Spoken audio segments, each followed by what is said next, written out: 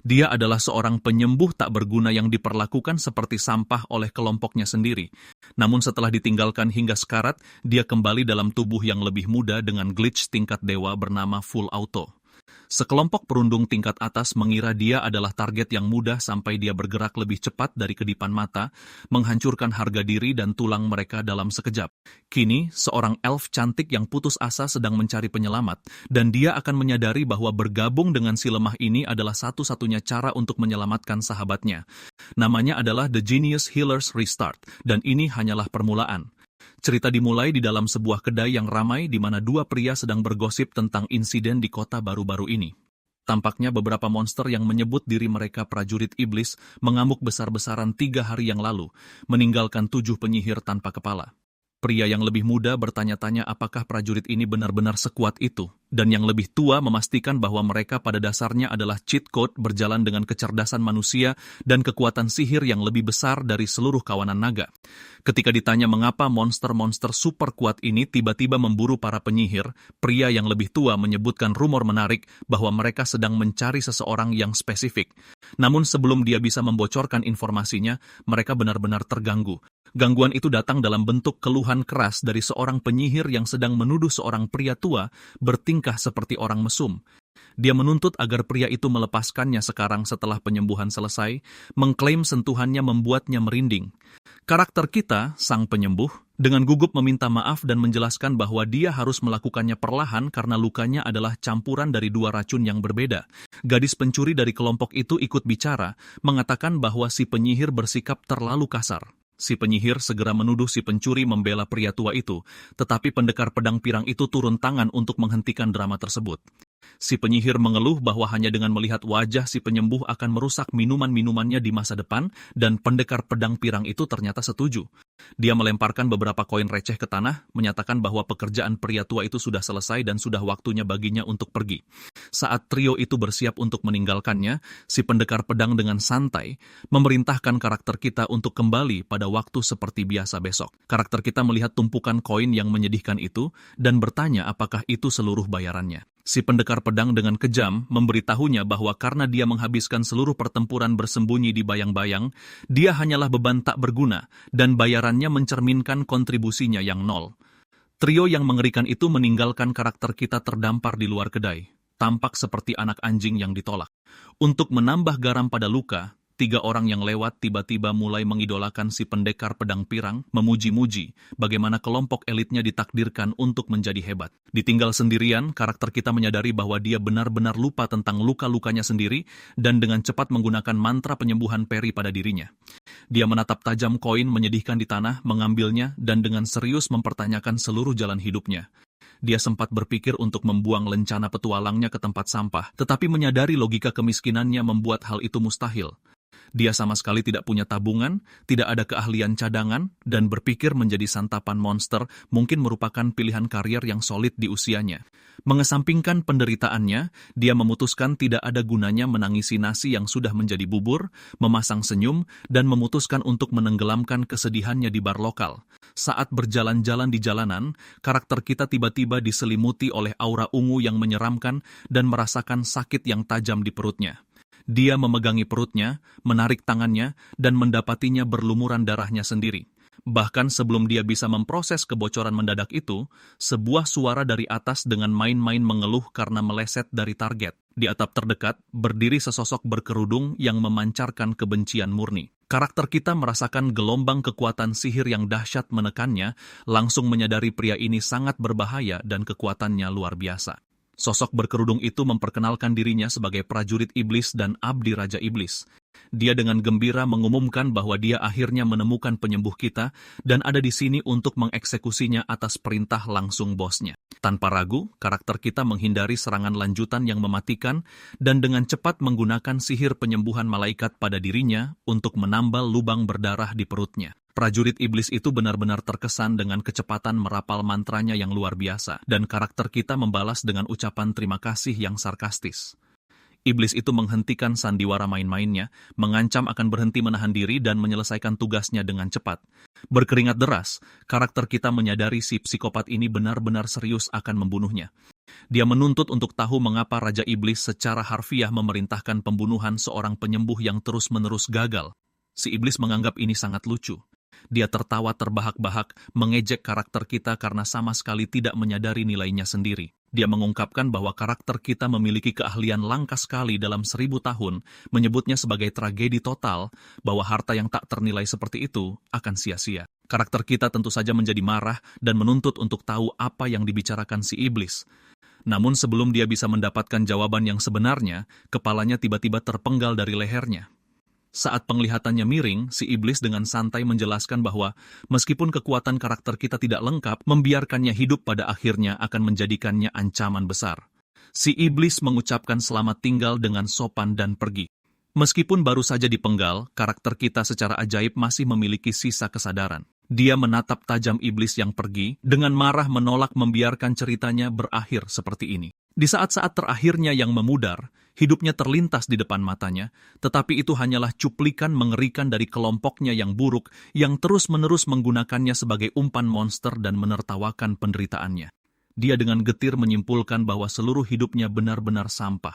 Namun saat kegelapan sepenuhnya menelannya, adegan beralih ke matahari terbit yang cerah. Karakter kita tiba-tiba membuka matanya. Dia melihat ke bawah pada dirinya sendiri dan menyadari bahwa entah kenapa dia jauh lebih muda. Tampaknya penyembuh kita baru saja menekan tombol restart pamungkas. Karakter kita terbangun di bawah pohon besar, menatap tangannya dengan kebingungan. Dia bertanya-tanya apakah dia entah bagaimana menekan tombol undo kosmik dan hidup kembali. Meskipun logika kemiskinannya memberitahunya bahwa selamat dari pemenggalan kepala sangatlah tidak mungkin. Merangkak ke genangan air di dekatnya, dia menatap bayangannya dan disambut oleh wajah seorang pemuda yang sama sekali tidak dikenal. Bahkan sebelum dia bisa memproses wajah barunya yang seperti mimpi, 3 orang yang tampak mencurigakan mendekatinya. Mereka memancarkan aura perundung yang kuat. Yang pertama mengatakan bahwa ternyata dia belum mati, sementara yang kedua dengan kejam menunjukkan bahwa dia terlihat persis seperti mayat segar baru kemarin. Yang ketiga ikut bicara, bersikeras akan lebih baik jika sampah tak berguna ini mati saja. Otak karakter kita berhenti sejenak, mencoba mencari tahu apakah pria-pria baik ini adalah musuh sungguhan atau hanya kenalan yang buruk. Sebelum dia bisa memahami situasinya, perundung di tengah membentaknya untuk bangun, memanggilnya Tyria, dan menuntutnya untuk bergegas dan bersiap-siap. Jadi ini adalah anggota kelompoknya. Menyenangkan sekali. Pria besar dengan niat buruk itu mencengkeram ke meja karakter kita, dengan agresif bertanya, apakah dia mendengarkan. Ketika karakter kita dengan sopan bertanya siapa mereka, si perundung mengira dia dipukuli begitu keras hingga ingatannya hilang, dan dengan gembira menawarkan untuk memberikan beberapa pukulan lagi untuk menyegarkan otaknya. Melirik lengan barunya, karakter kita memperhatikan tubuh baru ini dipenuhi banyak sekali memar. Dia menyadari anak malang ini, Tyria, pada dasarnya menjalani kehidupan samsak tinju yang menyedihkan, sama seperti yang baru saja dia tinggalkan. Karakter kita menyimpulkan bahwa jiwanya entah bagaimana telah membajak tubuh Tyria, dan tepat pada saat itu, si perundung melayangkan pukulan telak ke perutnya. Bukannya langsung tumbang, karakter kita hampir tidak merasakan pukulan itu. Dia menatap mata si perundung tanpa panik, dengan tenang mengatakan bahwa pukulan menyedihkan pria itu bahkan tidak terasa geli. Si perundung langsung bingung, tergagap bahwa pria yang sama sekali tidak terpengaruh ini tidak mungkin Tyria yang dia kenal. Untuk membuat ketiga orang bodoh itu semakin bingung, karakter kita dengan santai menggunakan sihir penyembuhan peri pada dirinya, bersinar lembut saat luka-luka barunya langsung menutup. Si perundung yang memegang tongkat sihir praktis ternganga, menuntut untuk tahu kapan si Tyria tak berguna ini belajar sihir penyembuhan tingkat tinggi. Karakter kita menyeringai, dengan gembira memberitahu mereka bahwa dia jelas bukan Tyria yang biasa mereka tindas. Ego si pemimpin gendut itu tidak bisa menerima perlawanan seperti ini. Dia berteriak pada teman-temannya untuk berhenti menahan diri, berjanji akan membuat karakter kita menyesali sikap barunya sampai napas terakhirnya. Saat trio itu bersiap untuk menghajarnya, karakter kita menunjukkan tatapan yang sangat serius. Dia mengakui sudah sangat lama sejak dia merasa benar-benar marah seperti ini. Memutuskan bahwa dia berutang budi besar pada Tyria karena menyewa tubuhnya secara gratis, dia bersumpah akan memberi para berandalan ini pelajaran yang menyakitkan. Karakter kita melesat ke depan, dan langsung membanting perundung pertama ke tanah, menancapkan wajahnya ke tanah dengan presisi sempurna. Dia dengan santai melihat orang berikutnya, dan dengan riang mengumumkan gilirannya. Perundung kedua melayangkan pukulan putus asa, tetapi karakter kita dengan mudah menghindar dan meninju perut pria itu dengan keras. Saat perundung kedua terengah-engah, karakter kita dengan main-main memuji usahanya. Si pemimpin gendut itu sekarang berkeringat dingin, benar-benar bingung bagaimana anggota kelompok yang sebelumnya tak berguna bisa berubah menjadi ahli bela diri dalam semalam. Karakter kita terkekeh mendengar kata tak berguna, menyadari dia telah mendengar hinaan yang sama terlalu sering di kehidupan sebelumnya. Si perundung gendut menyerang sambil membabi buta mengayunkan gada berat, tetapi karakter kita sama sekali tidak terganggu. Dia dengan tenang menyatakan bahwa petualang peringkat F tetaplah seorang petualang, dan seumur hidup bertahan di neraka memberinya pengalaman tempur yang serius. Dia merebut tongkat sihir dari penyihir yang pingsan dan memukulkannya tepat ke wajah si perundung gendut. Melihat lawannya yang mengerang kesakitan, dia menjelaskan bahwa mengayunkan kekuatan tanpa otak hanyalah seperti balita yang mengamuk dan mengejeknya, karena kalah dari seseorang yang seharusnya peringkat F, berdiri di atas para perundung yang telah dikalahkannya. Karakter kita sejenak bertanya-tanya, apakah dia telah menghajar anak-anak itu terlalu keras. Tetapi melihat mereka yang pingsan, dia berharap ini setidaknya bisa menghapus sebagian dendam Tyria yang tersisa. Dia sejenak mengagumi fisiknya yang baru, yang lincah dan sehat, benar-benar bingung mengapa seseorang yang berbakat seperti ini diperlakukan seperti sampah. Dia juga bertanya-tanya bagaimana dia bisa menggunakan sihir penyembuhan lamanya di tubuh baru ini, akhirnya menerima bahwa kerasukan jiwa adalah hal yang nyata di dunia ini. Dibanjiri dengan pertanyaan tak berujung tentang langkah selanjutnya, dia melihat selembar kertas di tanah. Itu adalah formulir pemeriksaan status milik Tyria yang secara resmi mencantumkannya sebagai pendekar pedang peringkat F, menyadari inang barunya juga seorang petualang. Karakter kita memutuskan untuk melakukan pemeriksaan baru sebagai langkah selanjutnya yang sempurna. Duduk dan berpikir saja tidak akan menyelesaikan apapun. Dan yang lebih penting, dia sangat perlu mencari tahu apa yang dimaksud prajurit iblis pembunuh itu tentang dirinya yang memiliki skill sekali dalam 1000 tahun. Narasi langsung menjelaskan cara kerja pemeriksaan status petualang. Pada dasarnya, sebuah alat sihir khusus memindai tubuh seseorang untuk menghitung kekuatan sihir, dan staminanya, lalu mengeluarkan peringkat petualang secara keseluruhan. Sistem ini menentukan seluruh masa depan seorang petualang, itulah sebabnya beberapa orang yang ambisius mengikuti ujian setiap minggu untuk melacak setiap peningkatan statistik kecil. Namun, tokoh kita mengakui bahwa dia sudah bertahun-tahun tidak mengikutinya karena statistiknya sudah seperti fosil dan dia pikir memeriksanya hanya buang-buang waktu. Beralih ke resepsionis guild tempat tokoh kita diserahi kertas statusnya yang baru dicetak. Dia memindai dokumen itu, mengonfirmasi bahwa nama tubuh barunya memang Tyria. Dia secara resmi adalah seorang healer peringkat F dengan statistik dasar yang sangat tragis, memiliki peringkat F dalam ketahanan dan sihir, dan F- yang sangat memalukan dalam spirit. Sisi baiknya, mantra khasnya, Fairy Heal dan Angel Heal, berhasil ditransfer. Tidak mengherankan, mantra pamungkasnya, doa kepada para dewa, masih terkunci di balik peringatan kemampuan yang tidak mencukupi. Tokoh kita bertanya-tanya apakah statistik dasarnya miliknya atau Tyria yang asli, tetapi dia mengabaikannya, berharap bagian skill memberikan kabar yang lebih baik. Membalik ke halaman kedua, rahangnya hampir jatuh ke lantai. Dia ternyata punya skill tersembunyi. Yang pertama adalah kemampuan level 1 bernama Blood Zone, yang meningkatkan tingkat serangan kritis dan vitalnya.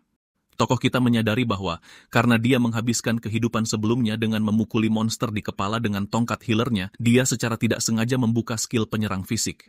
Tapi yang paling menakjubkan adalah skill keduanya, Full Auto. Skill itu penuh dengan buff pasif untuk pertahanan, serangan, kekuatan sihir, refleks, dan bahkan termasuk penyembuhan otomatis kecil. Deskripsinya mencatat bahwa buff ini secara otomatis diterapkan pada pengguna dan sekutu yang diakui. Otak tokoh kita korslet saat dia bertanya-tanya apakah kode cheat konyol ini adalah skill sekali dalam 1000 tahun yang membuat prajurit iblis itu ketakutan. Karena membaca kertas tidak akan membawanya jauh, dia memutuskan langkah logis berikutnya adalah mengambil quest dan menguji coba mainan barunya di lapangan. Tapi sebelum dia bisa bergerak, gelombang aura beracun yang familiar memasuki gedung. Itu adalah parti lamanya yang terdiri dari pendekar pedang pirang, pelayan berkacamata, dan gadis pencuri yang sedikit tidak terlalu menyebalkan. Si pirang mengeluh dengan kasar bahwa lelaki tua mereka yang hilang tidak dapat ditemukan, sementara si penyihir merengek tentang dia yang kabur tanpa pamit. Si pencuri dengan gugup bertanya-tanya di mana Sotel berada, khawatir dia mungkin pingsan di suatu tempat. Tokoh kita sadar dia benar-benar lupa tentang orang-orang bermasalah ini. Si pirang berjalan ke papan quest dengan keras menyatakan bahwa mereka lebih baik tanpa si brengsek tak berguna itu. Si penyihir sepenuhnya setuju, dengan kejam menyatakan bahwa bahkan jika healer lama mereka mati di selokan, itu sama sekali bukan masalah mereka. Tiba-tiba, si pirang melihat tokoh kita menatap. Bukannya mengenali mantan rekan setimnya, si pendekar pedang dengan agresif bertanya pada anak itu apa yang dilihatnya, membentak bahwa mereka bukan tontonan. Si penyihir menyuruh pendekar pedang untuk mengabaikan bocah itu, mengeluh bahwa healer tua mereka meninggalkan mereka dengan kekacauan besar, dan trio mengerikan itu pergi dengan marah. Tokoh kita melihat mereka pergi dan menyadari sesuatu yang luar biasa. Antara 3 perundung lokal tadi dan parti lamanya yang menyedihkan, benar-benar tidak ada yang mengenalinya. Melihat kembali kertas statusnya, gelombang kelegaan yang luar biasa menyelimutinya. Selama bertahun-tahun, dia menjual jiwanya demi recehan, tunduk pada manusia sampah hanya untuk bertahan hidup. Sekarang menempati tubuh muda Tyria, healer peringkat F, dia sadar dia bisa secara permanen mengakhiri hidupnya yang menyedihkan dan memulai awal yang baru. Termotivasi oleh dendam murni dan harapan baru, dia berjalan ke papan dan mengambil quest peringkat F untuk membasmi 30 serigala. Lanjut ke hutan di mana tokoh kita sudah memperlakukan populasi serigala lokal seperti samsak pribadi. Dia dengan mudah mengalahkan binatang pertama, lalu secara lisan memanggil skill Blood Zone-nya untuk memberikan pukulan terakhir yang menghancurkan pada serigala kedua. Dia kagum betapa nyamannya skill itu, dalam hati menyalahkan dirinya sendiri karena tidak mengikuti ujian status di kehidupan masa lalunya. Tiba-tiba, dia diselimuti aura hijau terang. Sebuah notifikasi sistem muncul mengumumkan bahwa Blood Zone telah naik ke level 2, secara drastis meningkatkan tingkat serangan kritis dan vitalnya. Merasakan kekuatannya melonjak, tokoh kita melihat 3 serigala lagi menyerbu ke arahnya. Dia menyeringai berbahaya, dengan gembira menyatakan bahwa akhirnya tiba saatnya untuk acara utama menguji skill full autonya. Tokoh kita dengan antusias berpose untuk melepaskan skill full auto barunya pada 3 serigala yang mendekat, tetapi sama sekali tidak terjadi apa-apa. Sangat bingung dengan tidak adanya kembang api sihir, dia nyaris tidak berhasil menghindari serigala yang menerkam sebelum dengan canggung memukul-mukul dengan tongkatnya. Dia menatap tangannya, dengan putus asa bertanya-tanya mengapa kode cheat pamungkasnya benar-benar rusak. Mengambil langkah mundur secara mental, dia membaca kembali tulisan kecilnya. Teks itu dengan jelas menyatakan efeknya secara otomatis menargetkan pengguna dan sekutu yang diakui. Menyadari ini adalah buff pasif 24/7 dan bukan sinar laser, dia memutuskan untuk melakukan uji lapangan yang sangat dipertanyakan dengan benar-benar menyodorkan tinju kosongnya ke serigala yang menyerang. Binatang itu menggigit dengan agresif. Tapi bukannya mengubah tokoh kita menjadi camilan, serigala itu justru menghancurkan giginya sendiri saat mengenai buku-buku jarinya. Aura hijau yang familiar langsung menyelimuti pahlawan kita. Melihat serigala itu menangisi tagihan dokter gigi barunya, tokoh kita menyadari peningkatan pertahanannya praktis tidak adil. Peningkatan pertahanan menengah membuat serangan level rendah terasa seperti angin sepoi-sepoi, dan penyembuhan otomatis kecil langsung menghilangkan goresan mikroskopis apapun. Dia pada dasarnya berjalan-jalan dengan kekebalan kerusakan 0 mutlak. Melakukan perhitungan mental cepat, dia menyadari peningkatan serangan dan sihir otomatis membuat keuntungan keseluruhannya benar-benar luar biasa. Selain itu, skill naik level jauh lebih cepat begitu kau tahu skill itu ada dan mulai menggunakannya. Dia ingat prajurit iblis memanggilnya harta karun yang terbuang, dan potongan-potongan teka-teki itu akhirnya menyatu. Pelayan elit Raja Iblis itu tidak membunuh seorang healer gagal hanya untuk iseng. Dia sangat khawatir dengan potensi tak terbatas dari full auto. Tokoh kita menyadari, jika dia mengasah kemampuan ini, kekuatannya akan meningkat tanpa henti, memungkinkannya mewujudkan semua impian yang terpaksa dia tinggalkan di kehidupan masa lalunya yang menyedihkan. Dengan santai menghancurkan serigala yang tersisa seolah-olah terbuat dari kertas basah, sebuah kesadaran besar menghantamnya. Full auto tidak baru muncul secara acak hari ini. Skill itu telah secara aktif memberinya buff sepanjang hidupnya. Dia hanya tidak pernah menyadarinya karena parti lamanya yang payah terus-menerus menggunakannya sebagai tameng hidup untuk monster yang terlalu kuat sepenuhnya menutupi statistiknya yang ditingkatkan. Sekarang setelah dia akhirnya melawan musuh di kelasnya sendiri, tubuhnya terasa ringan seperti bulu. Dia melihat serigala-serigala itu menerkam dalam gerakan lambat yang tajam, frame demi frame. Dia tahu peningkatan fisik yang masif ini bukan hanya keuntungan dari tubuh yang lebih muda, tetapi bunga majemuk dari menyerap buff tersembunyi itu selama bertahun-tahun. Dengan seringai percaya diri yang berbahaya, tokoh kita bersumpah untuk sepenuhnya menguasai kode cheat ini, benar-benar menghapus nasib buruk sebelumnya, dan memperlakukan kehidupan kedua seperti liburan VIP yang mencakup segalanya. Untuk mengesahkan kesepakatan secara resmi, jendela sistemnya muncul sekali lagi. Menariknya, sekarang dengan benar menampilkan nama aslinya, Sotel, tepat di samping gelar healer peringkat F-nya yang familiar. Jendela itu menyoroti statistik dasarnya yang sangat tragis dan mantra doa tingkat dewa yang terkunci, tetapi dengan bangga memamerkan skill Blood Zone dan full autonya yang baru naik level, sepenuhnya memperkuat awal dari kehidupan barunya yang sangat kuat. Tokoh kita berjalan kembali ke kota membawa segunung bagian monster, begitu besar hingga seolah-olah punya kode pos sendiri. Dia mengakui, mungkin dia sedikit berlebihan. Questnya meminta 30 serigala, tetapi berkat lonjakan dopamin karena benar-benar memiliki statistik yang kuat, dia secara tidak sengaja membereskan 3 kali lipat jumlah itu. Tetap saja, dia pikir menjadi orang yang berprestasi lebih bukanlah suatu kejahatan. Kembali ke Guild Petualang, seorang pria dengan energi seperti orang yang terlalu banyak menonton klip Andrew Tate sedang agresif menggoda Rosa, si resepsionis. Dia jelas terlihat ingin benar-benar mengakhiri percakapan ini. Tepat saat pria itu menuntutnya untuk berhenti jual mahal, dia melihat tokoh kita dan praktis melompat pada kesempatan untuk melayani pelanggan baru.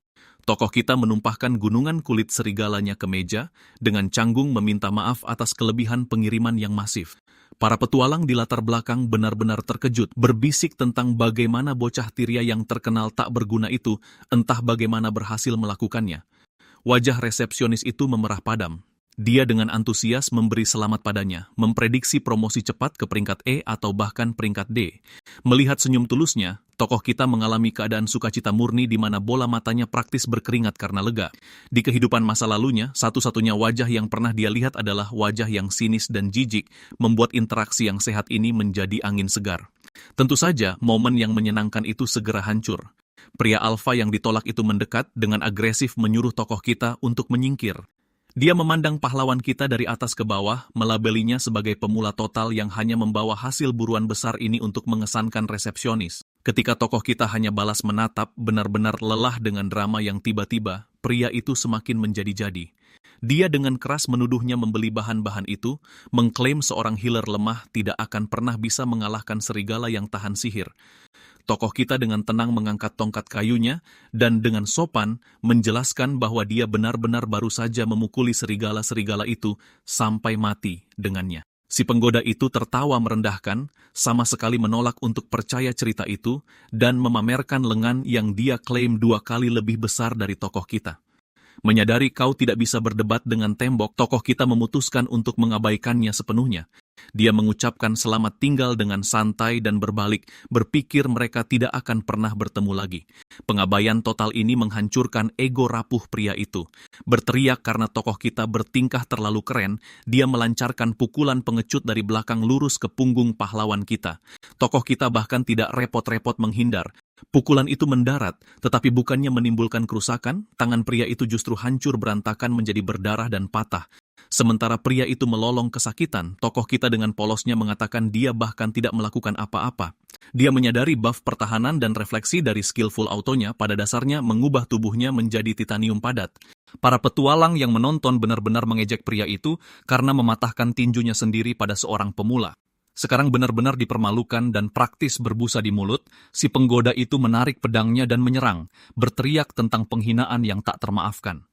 Sial baginya, pahlawan kita membaca gerakannya seperti buku anak-anak cetakan besar. Dia dengan mudah memprediksi kuda-kuda tinggi, tebasan kanan ke bawah, dan ayunan kiri, menghindari setiap serangan dengan presisi sempurna. Otak dan ototnya tersinkronisasi dengan sempurna. Kerumunan mulai memuji gerakan kaki pahlawan kita yang tanpa usaha, yang hanya membuat penyerang itu semakin marah. Pria itu praktis meludah saat dia mengancam akan membunuhnya. Pahlawan kita benar-benar menghentikan akting polosnya, menatap balik dengan mata yang sangat serius. Dia dengan tenang mengatakan bahwa itu adalah kata-kata yang sangat berat untuk diucapkan seorang pemuda, dan bersiap untuk memberikan serangan balasan yang sangat mendidik. Pria alfa yang marah itu benar-benar kehilangan kesabarannya, berteriak tentang hama saat dia melancarkan serangkaian tebasan panik lainnya. Pahlawan kita dengan mudah menghindari semuanya, memutuskan sudah saatnya untuk membuat pria ini terbang. Dia dengan riang mengatakan bahwa karena mereka berdua adalah petualang, seharusnya tidak ada dendam, dan dengan santai mendaratkan tinjunya tepat di perut pria itu. Yang sangat mengejutkan pahlawan kita, si penggoda itu terlempar ke belakang seperti lalat yang ditepuk. Menatap tinjunya sendiri, pahlawan kita menyadari dia bahkan nyaris tidak menyentuh pria itu. Pemeriksaan sistem cepat mengungkapkan bukan hanya skill baru yang naik level. Statistik dasarnya dan peringkat keseluruhannya benar-benar naik dari peringkat F ke penyembuh peringkat E. Pahlawan kita dengan santai berjalan ke arah pria yang mengerang di lantai untuk dengan sopan memeriksa apakah dia masih bernapas, yang benar-benar dipermalukan. Si penggoda itu dengan agresif bangkit berdiri dan lari, secara efektif membatalkan langganannya sendiri ke kehidupan sosial guild. Seketika, 3 petualang veteran mengerumuni pahlawan kita, dengan agresif memujinya dan menertawakan bagaimana si penggoda sombong itu tidak akan pernah bisa menunjukkan wajahnya di gedung itu lagi. Mereka dengan antusias menepuk kepalanya sementara pahlawan kita dengan canggung memohon mereka untuk berhenti. Resepsionis dengan cepat bergegas untuk berterima kasih padanya, dengan gugup meminta maaf karena telah menyeretnya ke dalam drama pengagumnya yang menyeramkan. Pahlawan kita dengan lancar meyakinkannya bahwa itu bukan salahnya, mengakui bahwa dia memang benar-benar tidak menyukai pria itu. Respons yang sangat jantan ini membuat resepsionis itu benar-benar bingung dan praktis pingsan saat dia berterima kasih lagi padanya. Malam itu, pahlawan kita berjalan-jalan di bawah langit penuh bintang, tampak seperti sedang berpose untuk thumbnail motivasi. Dia secara mental meninjau harinya yang benar-benar gila, dibunuh, bangun di tubuh yang lebih muda, dan langsung menyelesaikan misi besar sendirian. Meskipun kacau, dia mengakui itu sebenarnya sangat menyenangkan. Di kehidupan masa lalunya, puluhan tahun grinding sama sekali tidak menghasilkan peningkatan statistik, membuatnya menjadi orang gagal yang sudah menyerah sepenuhnya. Tapi tubuh baru ini mengubah segalanya. Dia tiba-tiba mendapat keinginan besar untuk mengunjungi kota Baldaria. Dia ingat perjalanan terakhirnya ke sana 3 bulan lalu dengan kelompok lamanya yang beracun. Itu adalah bencana total yang melibatkan rumah monster. Dan sementara yang lain melahap tumpukan daging, dia dipaksa makan sayuran yang menyedihkan. Ketika gadis pencuri itu akhirnya memberinya sepotong daging karena kasihan, itu membuatnya sakit pencernaan parah. Tapi melihat fisik barunya yang sehat, dia dengan percaya diri memutuskan sekarang bisa makan daging sebanyak yang diinginkan hatinya. Mengabaikan pertanyaan logistik tak berujung tentang kebangkitan magisnya, dia memutuskan pendekatan terbaik adalah menerima peningkatan itu dan mulai mempersiapkan perjalanan besok pagi. Dia kembali ke kamar kedai sewaan tempat Tria tinggal dan segera mulai mengemasi barang rampasan barunya, merasa pusing seperti anak kecil yang bersiap untuk karya wisata sekolah. Namun, saat memeriksa kakinya yang baru berotot, dia menemukan sedikit masalah. Pakaian lamanya masih berfungsi baik tetapi terlalu usang untuk kerangka baru yang atletis ini, membuatnya bertanya-tanya di mana letak rumah dan lemari pakaian Tyria yang sebenarnya. Mengabaikan krisis mode, dia memeriksa kuali yang menggelegak di sudut. Dia saat ini sedang menyeduh ramuan khusus yang terbuat dari 7 ramuan obat, bumbu acak, dan infus kekuatan sihirnya sendiri yang kuat. Dia dengan senang hati mengingat kelompok lamanya menyebut ramuan ini benar-benar beracun. Itu terlihat seperti smoothie rawa, tapi dia bersumpah efek penyembuhannya benar-benar terjamin. Tepat saat dia mengagumi sup hijau keruhnya, suara benturan keras menggema di seluruh ruangan. Seseorang dengan kasar mencoba mendobrak pintu depannya, membuat pahlawan kita benar-benar terkejut dan bertanya-tanya siapa yang datang untuk merusak malam tenangnya. Karena jika kalian menikmati ceritanya sejauh ini, silakan berikan suka dan berlangganan saluran ini. Itu sangat membantu agar kami semangat untuk membawa bagian selanjutnya. Sudah? Luar biasa. Ayo kita kembali ke cerita. Pahlawan kita membuka pintu depan, mengira akan ada penyusup, tapi malah melihat ke bawah dan menemukan anjing putih kecil berbulu yang tampak mencurigakan seperti serigala mini. Bahkan sebelum dia bisa memproses kelucuannya, ancaman sebenarnya muncul. Menjulang tepat di belakang anjing itu adalah monster hitam dan merah yang mengancam terbungkus aura merah tua dengan mata merahnya yang bersinar. Pada dasarnya itu terlihat seperti dirakit dalam gelap menggunakan sisa-sisa besi tua dan niat jahat. Pahlawan kita menghela napas berat, mengeluh bahwa hari ini hanyalah satu bencana besar setelah bencana lainnya. Anjing putih kecil itu gemetar ketakutan, jadi pahlawan kita segera beralih ke mode pahlawan. Dia berjanji untuk melindungi si kecil berbulu itu dan mengeluarkan mantra Angel Heal cepat langsung menutup luka kecil yang parah di punggung anjing itu. Memutuskan dia harus menyelesaikan ini dengan cepat demi anak anjing itu, dia mengambil tongkat kayunya dan berhadapan dengan monster itu, memarahi makhluk itu karena berani merusak rumahnya. Dia mengaktifkan skill Blood Zone-nya dan melancarkan tebasan besar. Namun, bukannya menerima kerusakan, tubuh monster itu hanya berubah menjadi asap gelap dengan mudah menyatukan dirinya kembali. Sangat kesal, pahlawan kita menyadari bahwa serangan fisik sama sekali tidak berguna, dan bertarung secara normal hanya akan menghabiskan staminanya sampai 0. Tapi saat dia mengambil anjing itu dan menghindari serangan monster, dia melihat sesuatu yang sangat aneh. Serangan monster itu sangat dangkal. Dia bertanya-tanya apakah monster menakutkan ini sebenarnya menahan diri karena suatu alasan. Dia terkena serangan ringan, tapi skill full autonya langsung menyembuhkannya, membuatnya kagum betapa nyamannya buff pasifnya. Tiba-tiba, sebuah teori liar muncul di kepalanya. Dia bertanya-tanya apakah monster jenis ini sebenarnya alergi terhadap sihir penyembuhan. Berpikir lebih baik bertindak daripada hanya diam, dia mengarahkan tongkatnya ke monster itu dan menembakkan Fairy Heal tepat ke wajahnya. Monster itu tersentak hebat, jelas menerima kerusakan besar dari sihir pemulihan yang menyehatkan. Menyadari dia berhasil, pahlawan kita tanpa ampun terus-menerus menggunakan Fairy Heal, benar-benar membombardir makhluk itu dengan kesehatan yang agresif. Memutuskan untuk menyelesaikannya, dia secara dramatis mengumumkan ini adalah akhir dan menghantam monster itu dengan Angel Heal jarak dekat. Makhluk itu benar-benar larut ke udara. Mengintip dari ambang pintu yang hancur, pahlawan kita bergidik, menyadari betapa sangat menyeramkannya monster itu bahkan tidak meninggalkan mayat. Dia mengakui belum pernah melihat makhluk yang lemah terhadap sihir penyembuhan selama puluhan tahun, dan menyadari dia mungkin telah menggunakan terlalu banyak mana. Saat itu, jendela sistemnya muncul dengan lebih banyak kabar baik. Skillful autonya telah naik ke level 3, meningkatkan dorongan kekuatan sihir otomatisnya dari kecil ke sedang. Dia menatap layar, menyadari tingkat pertumbuhan yang tidak masuk akal ini tidak mungkin hanya karena tubuhnya muda dan tidak berpengalaman. Dia curiga tubuh Teria pasti memiliki semacam pengubah khusus tersembunyi untuk naik level secepat ini. Mengesampingkan perhitungan statistik, dia mengalihkan perhatiannya kembali ke anjing putih yang gemetar. Dia tersenyum hangat, dengan lembut memberitahu si kecil untuk santai karena bahaya sudah resmi berakhir. Dia mengulurkan tangan untuk menepuk kepala anak anjing itu, tetapi anjing itu dengan agresif menggigit tangannya, memaksa pahlawan kita untuk menarik diri dengan kebingungan total. Kebingungan itu langsung berubah menjadi keterkejutan murni saat anjing itu membuka mulutnya dan benar-benar mulai berbicara. Makhluk berbulu itu dengan marah menuduh pahlawan kita sebagai penipu, menuntut untuk tahu mengapa dia berkeliaran di tubuh Teria dan apa yang dia lakukan pada anak laki-laki yang sebenarnya. Otak pahlawan kita benar-benar korslet, menatap dengan mata terbelalak saat dia memproses fakta bahwa dia saat ini sedang diinterogasi oleh seekor anjing sungguhan. Anjing kecil berbulu itu benar-benar mengamuk, menggonggong dengan agresif dan menuduh pahlawan kita sebagai bajingan pencuri tubuh.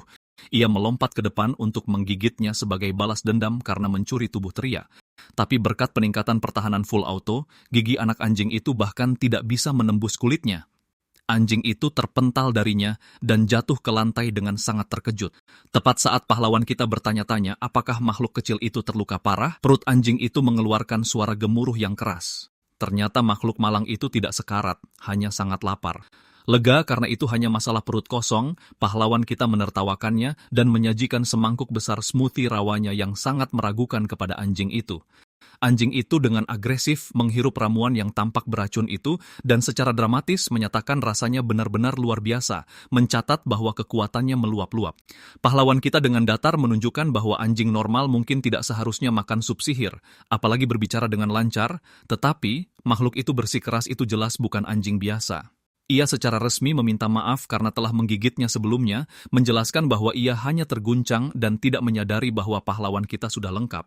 Pahlawan kita sama sekali tidak tahu apa arti lengkap itu, tetapi dia mengesampingkan omong kosong samar itu untuk bertanya mengapa makhluk ini berada di sekitar Teria sejak awal. Anjing itu menjelaskan bahwa Teria adalah anak terpilih dan ia ditugaskan untuk mengawasinya dengan ketat. Pahlawan kita menunjukkan bahwa anjing itu menerima kematian Teria dengan sangat baik, tetapi anjing itu mengklaim itu mungkin memang takdirnya dan tugas barunya adalah untuk membimbing yang telah lengkap. Beralih ke hal yang lebih mendesak, pahlawan kita bertanya tentang monster berkabut yang alergi penyembuhan dari sebelumnya. Anjing itu mengakui tidak tahu apa-apa tentang makhluk itu, menjelaskan bahwa ia hanya disergap oleh makhluk itu saat mencari Teria yang hilang. Pahlawan kita mengeluh bahwa antara monster kabut aneh dan prajurit iblis, terlalu banyak hal aneh yang terjadi akhir-akhir ini. Mendengar kata-kata prajurit iblis, sikap anjing itu benar-benar berubah. Dia diam-diam menyadari musuh akhirnya mulai bergerak. Terganggu dengan keheningan dramatis anjing itu, pemuda kita memutuskan waktu bermain telah usai. Dia mengangkat anak anjing itu dan dengan sopan mencoba mengusirnya dari kamarnya, menjelaskan bahwa dia telah menyembuhkan lukanya dan memberinya makan gratis, jadi sudah waktunya untuk pulang. Dia mengumumkan akan pergi dalam perjalanan solo besok pagi-pagi sekali dan sama sekali tidak membutuhkan pengasuh berbulu. Anjing itu benar-benar menolak untuk ditinggal, bersikeras harus melindungi sang penyempurna, terutama dengan para prajurit iblis yang berkeliaran. Untuk membuktikan bahwa dia bukan sekadar maskot tak berguna, anjing putih kecil itu tiba-tiba berubah menjadi makhluk dewa raksasa yang agung. Kini menatap pemuda kita dari atas, makhluk raksasa itu akhirnya memperkenalkan diri sebagai Glacia, anggota suku Skyfarer yang bangga. Pemuda kita benar-benar terkejut menyadari makhluk raksasa seperti serigala ini ternyata bisa terbang. Glacia dengan mulus menawarkan jasanya sebagai pesawat pribadi, seraya berkata bahwa manusia selalu merindukan langit. Pemuda kita memutuskan dia pasti bisa memanfaatkan tumpangan gratis. Dia secara resmi menerima kontrak itu, berpikir makhluk terbang ajaib ini akan menambah bumbu yang luar biasa dalam kehidupan barunya. Dengan aliansi yang terbentuk, Glacia menanyakan tujuan pertama mereka. Pemuda kita segera menyebut Baldaria, kota daging yang agung.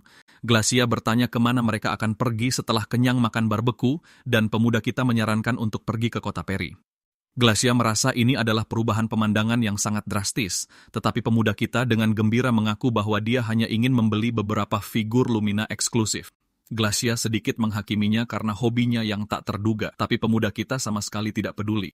Dia dengan gembira merenungkan bahwa minum minuman dingin, makan sate panggang yang lezat, dan menikmati hobi favoritnya adalah jenis kebahagiaan sederhana dan damai yang dia rencanakan untuk direbut kembali sepenuhnya di kehidupan kedua. Adegan beralih ke jalan-jalan kota yang ramai. Pemuda kita sedang berjalan-jalan di tengah kerumunan besar bersama Glacia, yang saat ini terjebak dalam wujud anjing kecilnya. Glacia berkomentar betapa hidupnya tempat itu, dan pemuda kita sangat setuju. Dia mengakui banyaknya orang adalah alasan mengapa dia ingin mampir ke rumah Tria terlebih dahulu untuk mengambil pakaian yang layak daripada berjalan-jalan terlihat seperti petualang murahan. Glacia sama sekali mengabaikan mode sebagai omong kosong, menyarankan pemuda kita untuk menumbuhkan bulunya saja untuk menghindari kekhawatiran yang tidak perlu. Pemuda kita dengan datar mengingatkan makhluk dewa itu bahwa dia, sayangnya, adalah seorang manusia. Mereka akhirnya sampai di Homer's Guiding Flame, toko daging legendaris yang diimpikan pemuda kita, tetapi mereka langsung menemui rintangan besar. Toko itu benar-benar kosong kecuali seorang wanita yang tampak sangat menyesal. Dia menyampaikan berita buruk bahwa mereka tutup karena alasan pribadi. Melihat jiwa pemuda kita seakan meninggalkan tubuhnya karena kecewa, dia menjelaskan bahwa seekor naga mutan telah pindah ke gua setempat, benar-benar menghalangi semua akses ke padang rumput tempat mereka memelihara hewan ternak. Kembali di luar, Glacia dengan main-main mengejek nasib buruk pemuda kita, mengatakan perjalanan besar mereka telah gagal bahkan sebelum benar-benar dimulai. Pemuda kita meretakkan buku-buku jarinya dan dengan santai mengumumkan bahwa dia akan membunuh naga itu. Glacia menatapnya seolah dia sudah gila, menunjukkan bahwa naga biasa saja membutuhkan parti peringkat A penuh untuk dikalahkan. Pemuda kita sama sekali mengabaikan logika itu, menyatakan bahwa diberitahu dia tidak bisa melakukan sesuatu justru membuatnya semakin ingin melakukannya. Ketika ditanya tentang peluangnya untuk bertahan hidup, pemuda kita dengan percaya diri menilainya sedikit di atas 0. Dia menjelaskan bahwa karena naga mutan sangat mengandalkan racun, sihir penyembuhan tingkat tingginya adalah penangkal yang sempurna. Satu-satunya masalah nyata adalah kurangnya kekuatan serang. Dia pikir dia hanya harus memukul kadal raksasa itu sampai mati dengan tongkat kayunya lagi. Glacia memperingatkan bahwa sisik naga jauh lebih keras daripada orichalcum, dengan curiga mencatat bahwa pemuda kita berbicara seolah-olah dia memiliki pengalaman berburu naga. Pemuda kita mengalami kilas balik yang menyakitkan ke dekade yang dia habiskan untuk bertahan hidup dari naga biasa bersama parti lamanya yang payah. Dia dengan cepat menepis trauma itu, secara misterius mengingatkan anjing itu bahwa dia jauh lebih tua dari kelihatannya. Mengakui bahwa menyerbu dengan tongkat kayu adalah ide yang buruk. Dia memutuskan prioritas pertama mereka adalah membeli beberapa senjata dan baju zirah yang kuat. Mereka masuk ke toko peralatan setempat dan pemuda kita langsung menanyakan bagian berburu naga. Pemilik toko melirik pahlawan kita dan menertawakannya, menyuruh bocah kecil itu pergi bermain di taman dengan anjingnya. Ini benar-benar memicu Glacia, yang dengan agresif menggonggong bahwa dia sama sekali bukan anjing. Pemuda kita dengan panik menahan makhluk dewa yang marah itu, meminta maaf atas sifat pemarah peliharaannya, dan benar-benar menghancurkan sikap tidak hormat pemilik toko dengan membanting tumpukan besar koin emas ke atas meja. Pemandangan emas itu langsung menyembuhkan kesombongan pemilik toko. Dia benar-benar berubah 180 derajat dengan penuh semangat mengelus anjing itu dan membuat alasan menyedihkan tentang menjadi terlalu sensitif karena anak-anak setempat terus menggodanya. Saat pemilik toko dengan antusias memamerkan tongkat yang sangat mahal yang diukir dari pohon ajaib berusia 100 tahun, pemuda kita dalam hati menepuk punggungnya sendiri karena telah dengan kejam membantai semua serigala itu untuk mengisi rekening banknya. Tapi kemudian, mata pemuda kita terkunci pada pedang yang ramping dan megah. Pemilik toko memuji matanya yang tajam, menjelaskan bahwa bilah itu ditempa dari biji langka yang baru ditemukan dengan konduktivitas sihir yang luar biasa. Saat pemilik toko terus mengoceh, pemuda kita benar-benar terpesona oleh senjata berkilau itu dan secara buta setuju untuk membelinya. Pemilik toko dengan hati-hati bertanya, apakah seorang penyembuh bisa mengayunkan pedang, dan pemuda kita dengan senang hati mengakui bahwa dia benar-benar tidak punya pengalaman karena pedang selalu menjadi keahlian si pengganggu pirang. Tapi dia membenarkan pembelian sembrono itu dengan logika kemiskinan pamungkas. Itu terlihat sangat keren dan dia akhirnya punya uang untuk membelinya. Glacia menghela napas berat tetapi mengakui bahwa pemuda kita mendapatkan emas itu dan bisa menghabiskannya sesuka hatinya. Adegan beralih ke pintu masuk gua naga yang menakutkan, yang sepenuhnya tergenang oleh genangan cairan beracun. Pemuda kita menyadari racunnya ternyata jauh lebih buruk dari yang disarankan rumor. Namun, saat berdiri di tengah asap beracun, dia menyadari penyembuhan kecil dari skill auto penuhnya terus bekerja di latar belakang, membuatnya sepenuhnya kebal terhadap lingkungan yang mematikan itu. Penuh dengan kegembiraan murni, dia menghunus pedang barunya yang berkilauan. Glacia mengamati dari belakang, benar-benar tertarik. Makhluk dewa itu berpikir dalam hati bahwa meskipun dia telah melihat sekilas potensi absurd pemuda kita, perburuan naga ini akhirnya akan mengungkapkan tingkat kekuatan mengerikan yang sebenarnya dari sang penyempurna. Narasi dimulai dengan kilas balik yang sangat traumatis kedua tahun yang lalu. Pemuda kita mati-matian menyembuhkan gadis pencuri di partinya sementara anggota timnya yang lain gagal total mengalahkan seekor naga. Menyadari mereka akan menjadi santapan monster premium, pemuda kita dengan panik berteriak agar semua orang mundur. Bukannya mendengarkan, pendekar pedang pirang itu dengan kasar mendorong pemuda kita langsung ke jalur naga, dengan dingin menyuruhnya untuk berguna sebagai umpan hidup. Dibiarkan menatap langsung ke tenggorokan naga, pemuda kita terpaksa menenggak ramuan penyembuh sampai perutnya hampir meledak, dengan agresif mengeluarkan penyembuhan malaikat dan penyembuhan peri hanya untuk menghindari game over permanen. Kembali ke masa kini, hanya mengingat mimpi buruk menenggak ramuan itu membuat pemuda kita ingin muntah. Dia menoleh ke Glacia, menanyakan apakah makhluk dewa itu benar-benar ingin ikut dalam penyerbuan yang sangat berbahaya ini. Glacia dengan tegas menyatakan dia menolak mengulangi kesalahan yang sama yang dia buat dengan Tyria, memperkuat kesetiaan tertingginya. Sambil tersenyum percaya diri, pemuda kita memimpin jalan masuk ke dalam gua. Begitu mereka melangkah ke dalam kegelapan, udara menjadi sangat pengap. Glacia mulai terengah-engah mengeluh bahwa semakin sulit untuk bernapas. Pemuda kita dengan santai mencatat bahwa kekuatan sihir beracun naga itu semakin kuat, dan tanpa penyembuhan otomatisnya, asap di sekitarnya saja akan langsung mematikan. Glacia benar-benar kehilangan akal, berteriak bahwa pemuda kita seharusnya menyebutkan fakta menyenangkan yang sangat penting itu lebih awal. Tiba-tiba, Glacia meneriakkan peringatan. Seekor naga hijau besar yang berlumuran lumpur merah muda beracun menerjang keluar dari kegelapan.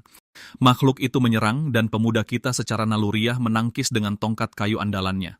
Sayangnya, senjatanya langsung mulai berkarat karena asam yang agresif, menyadari penyembuhan otomatis saja tidak akan menyelamatkan kayu itu. Dia memompa mantra penyembuhan peri langsung melalui tongkat itu. Dia benar-benar terpesona oleh hasilnya, menyadari konduktivitas sihir kayu ajaib itu secara drastis memperkuat mantra tingkat rendahnya. Dengan percaya diri menyatakan bahwa kadal beracun tidak akan merusak kesempatan kedua dalam hidupnya, pemuda kita mengeluarkan pedang barunya yang sangat mahal. Glacia dengan gugup mengamati, menunjukkan bahwa pahlawan kita baru saja membeli benda itu dan tidak punya pengalaman pedang sama sekali. Membuktikan bahwa anjing itu benar, pemuda kita berpose dramatis, meneriakkan skill zona darahnya, dan mencoba mengayunkan senjata saat masih tersangkut di dalam sarungnya. Jelas, sama sekali tidak terjadi apa-apa. Glacia dengan kejam mengejeknya, bertanya apakah dia serius, bahkan tidak tahu cara menghunus pedang. Pemuda kita dengan canggung menertawakan rasa malunya, tetapi waktu bermain langsung berakhir saat naga itu menyemburkan gelombang besar napas beracun ke arah mereka. Saat asap beracun menghilang, pemuda kita berdiri di sana sama sekali tidak terpengaruh setelah secara refleks mengeluarkan mantra penyembuhan besar untuk sepenuhnya menetralkan napas mematikan itu. Glacia benar-benar terpana oleh kecepatan perapalan yang tidak wajar itu. Pemuda kita melihat ke bawah ke senjata barunya dan menyadari racun itu benar-benar melelehkan sarungnya, tetapi bilahnya sendiri utuh sempurna dengan rakus menyerap sihir penyembuhannya. Dia akhirnya mengerti mengapa penjaga toko begitu memujinya. Naga itu dengan marah menyerang lagi, dengan kasar mengayunkan tubuhnya yang besar dan bersisik. Pemuda kita dengan mudah menangkis pukulan berat itu dengan bilah telanjang, dengan riang menyarankan kadal raksasa itu untuk benar-benar tenang. Dia mencoba melakukan tebasan balasan, tetapi tiba-tiba tubuhnya bergerak sepenuhnya dengan sendirinya.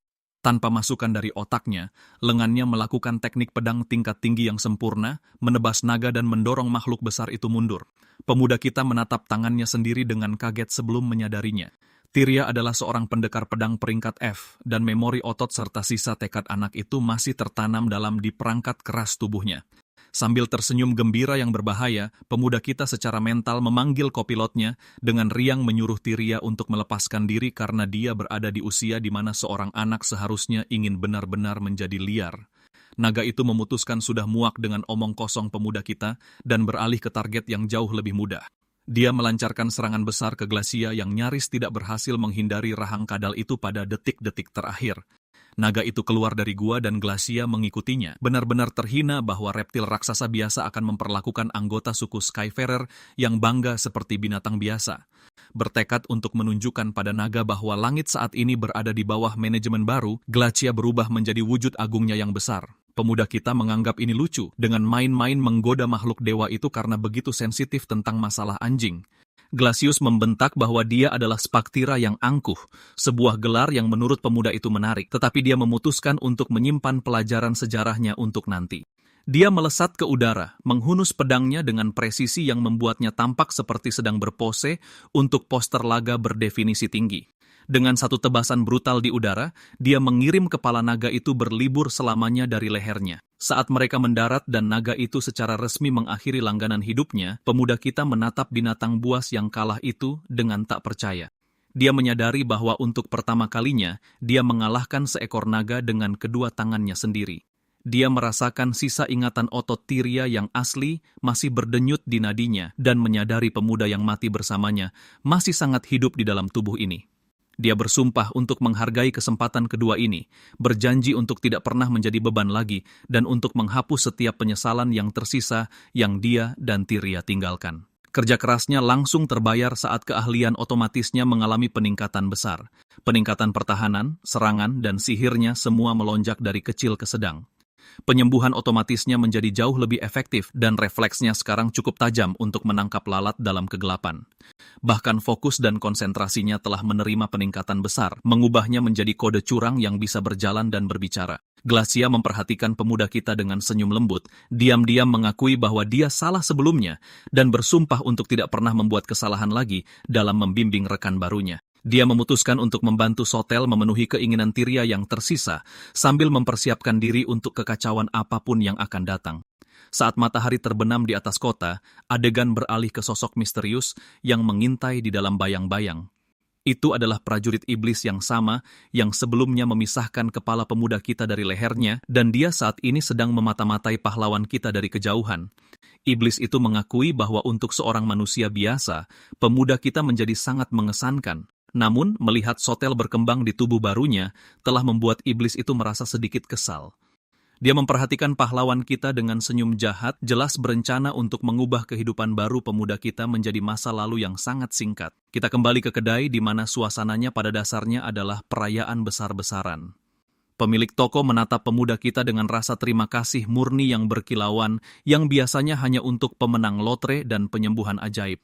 Dia terus membungkuk begitu rendah hingga dahinya praktis berteman dengan lantai, berterima kasih padanya berulang kali karena telah menyelamatkan padang rumputnya. Pemuda kita menyuruhnya untuk tenang, mengklaim dia hanya mengalahkan naga itu karena dia ingin, tetapi wanita itu tidak mau menerimanya. Dia berbicara dengan antusias tentang bagaimana kepahlawanannya menyelamatkan hewan-hewannya dan seluruh bisnisnya, mengakui bahwa dia hampir saja menutup tokonya selamanya karena tidak ada petualang kaya yang cukup berani untuk mengambil pekerjaan itu. Dia memohon padanya untuk segera kembali, berjanji bahwa dia bahkan belum melihat kekuatan penuh dari dapurnya. Pemuda kita menerima undangan itu sambil melahap daging sapi panggang dengan kecepatan yang akan membingungkan ilmu pengetahuan modern. Dia mengagumi metabolisme mudanya yang baru, menyadari bahwa dia sudah makan setengah menu dan masih merasa ada ruang untuk hidangan penutup kedua. Glacia, yang saat ini dalam wujud anjing berprotein tinggi, juga mengalami pengalaman spiritual dengan daging sapi, menuntut pemuda kita untuk terus menambah isinya. Segera setelah itu, duo ini kembali ke langit dengan pemuda kita menunggangi punggung Glacia seperti seorang VIP di ketinggian. Dia mengumumkan bahwa tujuan mereka berikutnya adalah Felicidot, kota Peri, khususnya karena mereka mengadakan acara figur Lumina besar-besaran. Glacia menganggap ide bepergian keliling dunia untuk pertunjukan mainan sihir benar-benar konyol, bertanya-tanya mengapa ada orang yang mau membayar untuk menonton trik sulap yang tidak praktis. Pemuda kita hanya tertawa, berjanji pada binatang dewa itu bahwa begitu dia melihat kilaunya, dia akan sepenuhnya percaya. Penerbangan yang damai tiba-tiba terganggu ketika sebuah anak panah nyasar melesat melewati kepala pemuda kita, hampir memberinya tindikan otak permanen. Mereka melihat ke bawah dan melihat seorang gadis elf yang sepertinya hampir mengalami gangguan saraf. Dia mulai membungkuk dan meminta maaf sebesar-besarnya, praktis gemetar karena rasa bersalah. Pemuda kita menyuruhnya untuk santai, tetapi gadis itu masih panik, mengakui bahwa jika dia tidak menghindar dengan cepat, dia akan secara tidak sengaja mengakhiri langganan hidup seseorang tepat setelah mendaftar sebagai petualang. Pemuda kita melirik busurnya dan tangannya yang gemetar memar dan menyadari dia terlalu memaksakan diri. Dia melihat cerminan dirinya yang dulu putus asa di matanya dan memutuskan untuk campur tangan. Dia menggunakan penyembuhan peri untuk memperbaiki lengannya yang babak belur, menyebabkan gadis itu menatap dengan kaget saat rasa sakitnya hilang. Dia memberinya teguran lembut, menjelaskan bahwa maju hanya dengan tekad murni adalah cara yang bagus untuk membuat pikiran dan tubuhmu mengalami keretakan permanen. Dia menunjukkan bahwa berlatih dalam keadaan lelah adalah cara tercepat untuk mendapatkan hasil nol dan menyarankan dia untuk beristirahat sejenak. Karena mereka berdua sama-sama menuju kota, dia menawarkan untuk berjalan bersamanya sebentar. Dia dengan penuh syukur menerima, menatapnya seolah-olah dia adalah kelompok pendukung satu orang. Namun, seluruh dunia pemuda kita hancur ketika dia mendengar berita bahwa acara figur Lumina telah resmi dibatalkan. Dia berdiri di sana benar-benar lumpuh, tampak seperti pembaruan Windows yang baru saja macet di 99%, sementara jiwanya bersiap untuk liburan yang sangat panjang dan sangat menyedihkan. Lucia mengkonfirmasi berita buruk itu, dan pemuda kita tampak seperti baru saja melihat kue favoritnya jatuh telungkup ke lantai. Glacia, yang saat ini menyamar sebagai anjing kecil, mencatat bahwa antara kekacauan naga dan pembatalan di kota terakhir ini, keberuntungan pemuda kita resmi berada di titik terendah. Lucia sedikit bingung bahwa seekor anak anjing bahkan peduli dengan pertunjukan mainan sihir, tetapi dia lebih terkejut mengetahui pemuda kita adalah penggemar berat figur Lumina. Dia menjelaskan bahwa sihir yang halus dan gerakan yang rumit adalah bentuk seni yang sah, tetapi yang lebih penting, itu adalah cahaya pribadinya di ujung terowongan yang sangat panjang. Dia mengakui bahwa banyak orang berhenti menjadi petualang karena mereka tidak bisa menguasai sihir tempur, dan sebagai penyembuh yang tidak pernah bisa mempelajari mantra serangan untuk menyelamatkan hidupnya, menonton para penampil itu memberinya keberanian untuk terus bernapas. Lucia menatapnya seolah-olah dia sedang mencoba memecahkan soal matematika yang sulit, menyadari bahwa dia mengatakan hal-hal yang terlalu dewasa untuk wajah mudanya. Dia mengatakan kepadanya tidak perlu terburu-buru dalam hidup, dengan main-main melemparkan nasihatnya sendiri kembali padanya. Pemuda kita menyadari dia ada benarnya, tetapi dia masih penasaran mengapa penampil utama, Maris, saat ini tidak bisa tampil. Lucia menjelaskan bahwa Maris terkena penyakit langka yang tidak mempan dengan obat-obatan standar, dan satu-satunya obatnya membutuhkan hati dari naga yang bermutasi. Pemuda kita akhirnya mengerti, menyadari gadis elf itu telah berlatih memanah sampai jari-jarinya lecet hanya untuk menyelamatkan sahabatnya. Lucia mengakui itu adalah misi bunuh diri, tetapi dia menolak menyerah pada satu-satunya orang yang benar-benar berarti baginya. Pemuda kita menghela napas panjang, merogoh tasnya, dan mengeluarkan hati naga yang bermutasi seolah-olah dia sedang mengambil baterai cadangan dari laci barang bekas. Otak Lucia seolah berhenti bekerja saat dia menatap benda legendaris itu. Dia bertanya apakah ini bahan ajaib yang dibutuhkan untuk menyelamatkan hari, dan dia segera menyeretnya ke rumah sakit. Mereka menemukan Maris yang tampak seperti sudah setengah jalan menuju alam baka, dengan seorang dokter selebriti bernama Eleanor berdiri di samping tempat tidurnya. Lucia mempersembahkan hati itu, dan meskipun dokter menyebutnya keajaiban, dia menatap pemuda kita dengan tatapan yang terasa seperti jarum dingin di tulang belakang. Saat dokter itu bergerak, keahlian otomatis pemuda kita mulai berteriak di kepalanya. Meskipun tidak ada monster yang terlihat, peningkatan fokusnya terpicu, membuat gerakan dokter itu terlihat seperti tayangan ulang gerakan lambat dari keputusan yang buruk. Dia merasa sangat merinding saat wanita itu menyiapkan apa yang disebut obat. Lucia mencoba memuji-muji dokter itu, menjelaskan bahwa dia adalah pahlawan lokal yang sangat baik dengan pasien, sehingga orang-orang memanggilnya pengguna sihir karena membuat obat dengan rasa paling mematikan pun menghilang. Dokter itu kembali dengan cairan yang mencurigakan, mengklaim satu minuman akan memperbaiki segalanya. Pemuda kita, yang sedang memeriksa firasatnya berkat keahliannya, menanyakan bahan-bahannya hanya untuk tujuan pendidikan. Dokter itu menyebutkan hati dan beberapa tanaman langka, tetapi mengklaim sisanya adalah rahasia profesional. Tepat saat dia mencoba menuangkan ramuan itu ke tenggorokan gadis yang sakit, pemuda kita melangkah maju dan secara fisik menghalanginya. Dia menatap lurus ke matanya dan mengumumkan bahwa dia tahu persis apa yang dipegangnya. Itu bukan obat. Itu adalah racun berdefinisi tinggi yang dirancang untuk menghapus organ dalam manusia. Saat tuduhan itu terlontar, wajah dokter itu berubah menjadi senyum jahat yang membuktikan dia jelas tidak tertarik pada kesehatan siapapun. Pemuda kita tetap teguh, dengan lantang mengumumkan bahwa obat ajaib yang seharusnya itu sebenarnya adalah tiket sekali jalan ke alam baka.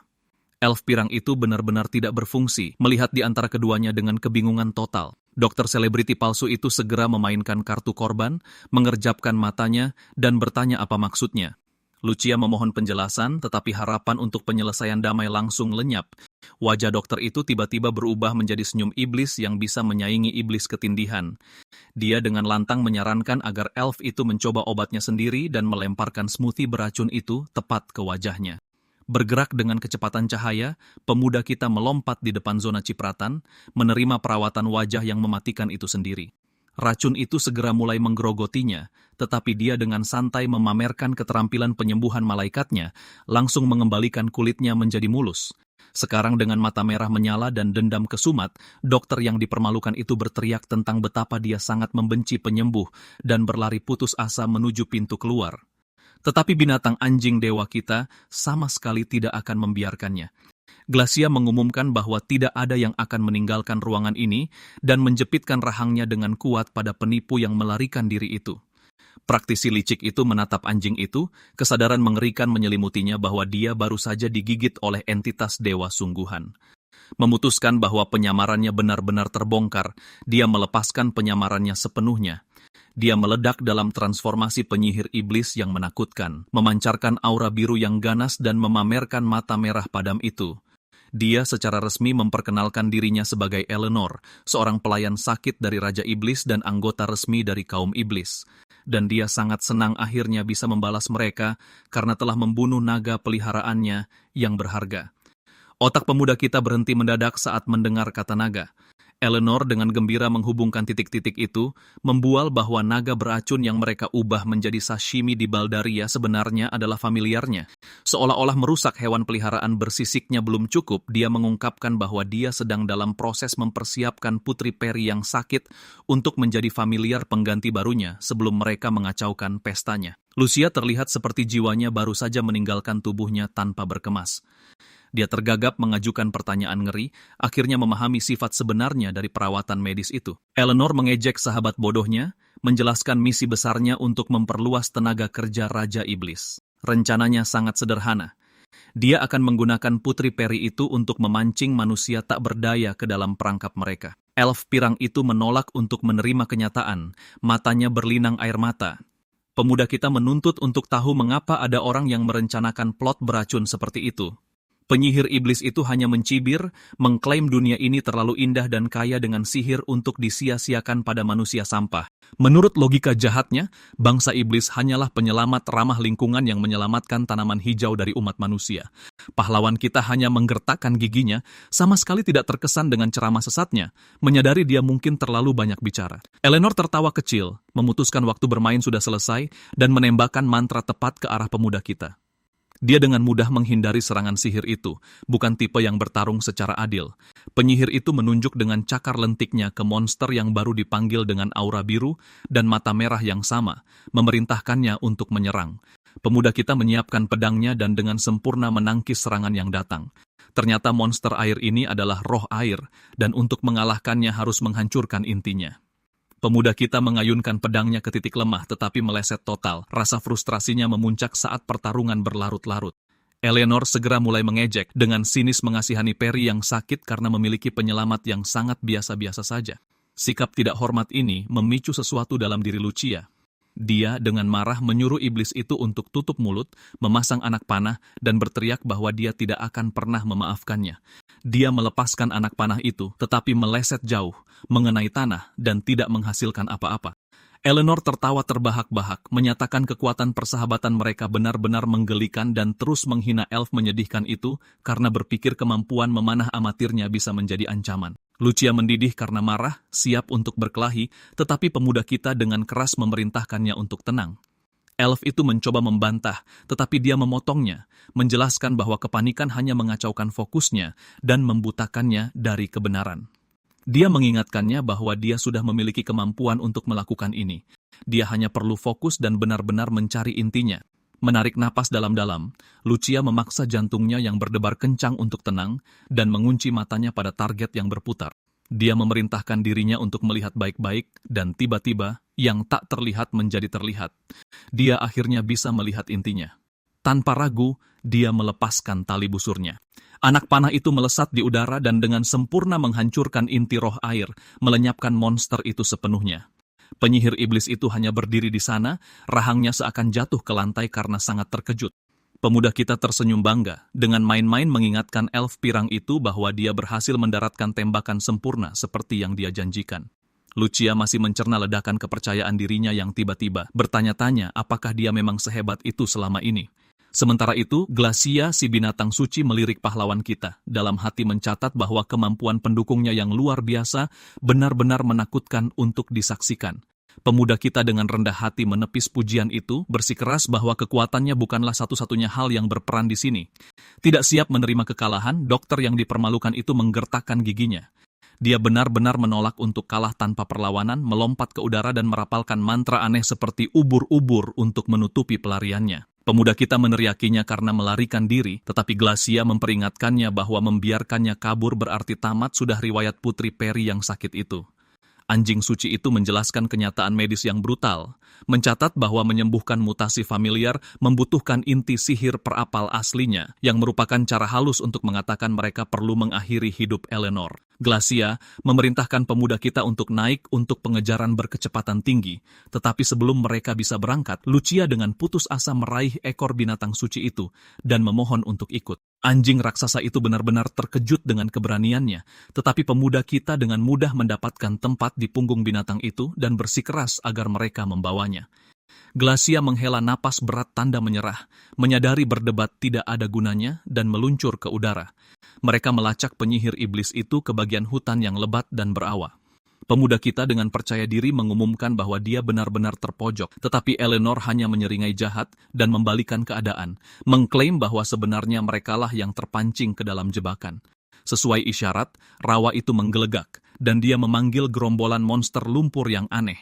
Bau menyengat dari medan berlumpur segera mengenai Glacia, yang mulai gemetar terlihat. Pemuda kita dengan santai bertanya, apakah bau busuk itu terlalu menyengat untuk hidung anjing yang sensitif? Glacia langsung membalas, dengan marah menyatakan bahwa ia adalah entitas ilahi yang agung, bukan hewan peliharaan, dan bisa menahan baunya dengan baik. Pemuda kita hanya menyeringai, mencatat bahwa dia sangat lega mendengarnya. Tiba-tiba, salah satu monster lumpur itu meluncur ke arah mereka seperti gelembung kotor. Pemuda kita dengan cepat mencegatnya dengan senjatanya, tetapi langsung menyadari bahwa menebas genangan lumpur adalah buang-buang waktu dan tenaga. Memindai lingkungan sekitar, matanya tertuju pada beberapa buah merah runcing yang tergantung di pohon terdekat. Dia meneriakkan perintah pada Lucia untuk menembak jatuh buah-buah itu, dan dia segera menembak dahan-dahannya, menjatuhkan hasil panen. Dia memuji kemampuan memanahnya, mengambil buah-buahan aneh itu, dan dengan cepat menghancurkannya menjadi jus dadakan. Tanpa ragu, dia melemparkan jus sampah yang baru diperas itu tepat ke monster lumpur terdekat. Saat cairan itu mengenainya, monster lengket itu langsung mengeras menjadi patung padat yang rapuh. Rahang Lucia ternganga saat menyadari dia baru saja membuat resep alkimia yang rumit dengan sangat cepat. Dia mencatat bahwa dia menciptakan agen pengeras inti darurat dengan mengganti bahan langka dengan tanaman yang sangat beracun. Satu-satunya kekurangan adalah ramuan itu berbau seperti tumpukan sampah yang terbakar. Pemuda kita menatap Glacia dengan licik, mengingatkan binatang suci itu bahwa karena ia jelas bukan anjing, bau yang mengerikan itu seharusnya tidak menjadi masalah. Glacia memaksakan jawaban, berjuang untuk tetap tenang sementara jelas-jelas tercekik oleh senjata biologis yang baru saja mereka ciptakan. Bergerak cepat, pahlawan kita mengolesi senjatanya dengan ramuan busuk itu dan dengan mudah menghancurkan monster lumpur yang baru mengeras menjadi kerikil berdebu. Dia menyerahkan sisa campuran busuk itu kepada Lucia, yang mencelupkan mata panahnya dan mulai menembaki monster dari kejauhan. Sementara itu, Glacia benar-benar tidak berdaya, dengan putus asa menutup hidungnya dengan cakarnya untuk bertahan dari bau itu. Sayangnya, penyihir iblis itu terus-menerus menggunakan kemampuan pemanggilannya, menghasilkan gelombang bala bantuan berlumpur yang tak ada habisnya. Eleanor dengan sombong bertanya apakah mereka akhirnya siap untuk menyerah. Pemuda kita menilai jumlah yang luar biasa banyak, melirik binatang sucinya yang tersedak hebat, dan mengakui bahwa teman anjing mereka resmi tidak berfungsi. Melihat pasukan lumpur mendekat, Lucia menoleh padanya dengan panik, dengan putus asa bertanya apakah dia punya rencana cadangan.